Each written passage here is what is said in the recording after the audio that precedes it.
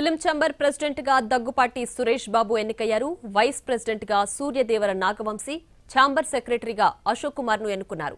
అలాగే ట్రెజరర్ గా ముత్యాల రామదాస్ ఎన్నికయ్యారు. స్టూడియో సెక్టార్ నుంచి వైస్ ప్రెసిడెంట్ గా కిరణ్, డిస్ట్రిబ్యూషన్ సెక్టార్ నుంచి వైస్ ప్రెసిడెంట్ గా భరత్ చౌదరిని ఎన్నుకున్నారు.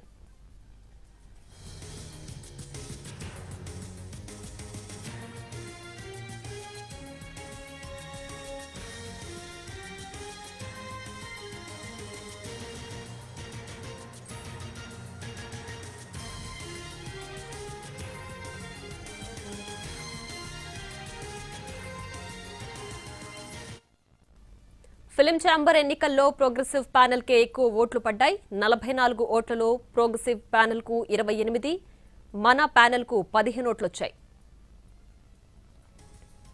ప్రొడ్యూసర్స్ సెక్టార్లో మన ప్యానెల్ నుంచి 7, ప్రోగ్రెసివ్ ప్యానెల్ నుంచి 5 గెలిచారు. స్టూడియో సెక్టార్లో మన ప్యానెల్ నుంచి 3, ప్రోగ్రెసివ్ ప్యానెల్ నుంచి 1 విజయం సాధించారు.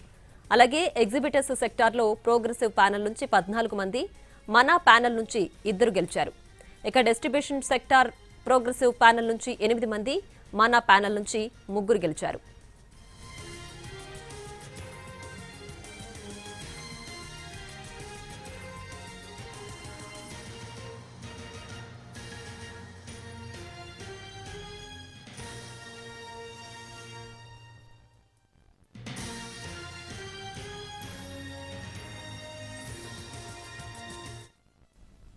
ఫిలిం ఛాంబర్ ఎన్నికల ఫలితాలను వెల్లడించారు. ప్రోగ్రెసివ్ ప్యానెల్ కే ఎక్కువ ఓట్లు పడ్డాయి. 44 ఓట్లలో ప్రోగ్రెసివ్ ప్యానెల్ కు 28, మన ప్యానెల్ కు 15 ఓట్లొచ్చాయి. దీంతో ఛాంబర్ అధ్యక్ష, ఉపాధ్యక్ష సెక్రటరీ పదవులు ప్రోగ్రెసివ్ ప్యానెల్ పరిధిలోనే ఉండనున్నాయి. ప్రొడ్యూసర్స్ సెక్టార్లో మన ప్యానెల్ నుంచి 7, ప్రోగ్రెసివ్ ప్యానెల్ నుంచి 5 గెలిచారు. స్టూడియో సెక్టార్లో మన ప్యానెల్ నుంచి 3, ప్రోగ్రెసివ్ ప్యానెల్ నుంచి 1 విజయం సాధించారు. అలాగే ఎగ్జిబిటర్స్ సెక్టార్లో ప్రోగ్రెసివ్ ప్యానెల్ నుంచి 14 మంది, మన ప్యానెల్ నుంచి 2 గెలిచారు. ఇక డిస్ట్రిబ్యూషన్ సెక్టార్లో ప్రోగ్రెసివ్ ప్యానెల్ నుంచి 8 మంది, మన ప్యానెల్ నుంచి 3 గెలిచారు.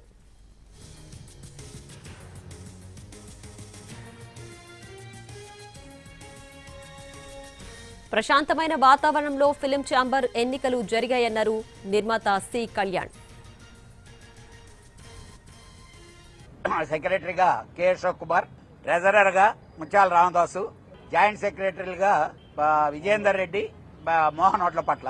ఇవన్నీ ఎనానమస్ గానే జరిగినాయండి. మంచి వాతావరణంలోనే ఎలక్షన్ అంతా ఫినిష్ చేశాం. బట్ ఓన్లీ వన్ ఫీల్, నేను చాలా బ్యాడ్ గా ఫీల్ అయ్యాను ఈ రోజు. మా స్టూడియో సెక్టార్ లో చైర్మన్ పోస్ట్ గురించి రకరకాల డ్రామాలు ఆడారు. ఇలాంటిది కరెక్ట్ కాదు.